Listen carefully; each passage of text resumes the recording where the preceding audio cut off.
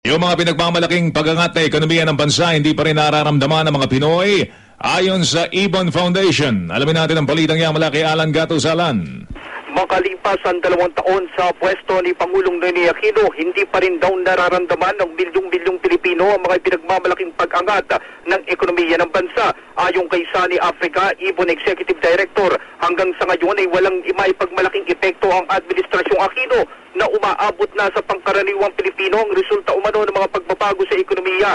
Patayan niya sa kanilang mga pag-aaral, kahit na bumuti ang mga economic indicator ng bansa, napabayaan niya mga pinaka-importanting bahagi ng ekonomiya gaya ng agriculture at industry sector. Bumaba kasi ang agriculture sector mula sa 4.4% sa nakalipas na taon sa 1% lang ngayong taon, habang nasa 4.9% lang ang industry sector kumpara sa 7.3% noong nakalipas na taon. Maraming Pilipino din anyang nawalan ng trabaho sa loob ng 2 taon.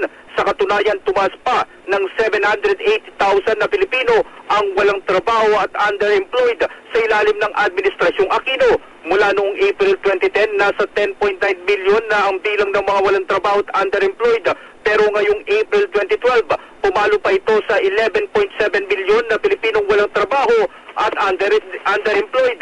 Hindi rin anya nakasasapat ang kasalukuyang minimum wage na ipinipatupad sa mga manggagawa sa Metro Manila dahil mas katanggap-tanggap ang 1,017 pesos na arawang sweldo para mabuhay ng maayos ang isang pamilya. Ang iyong kapusuhalang gatos na gulat sa Super Balita sa umaga, nationwide. Samantalang oras po natin, alas 7:28 na po. Movie sa News TV.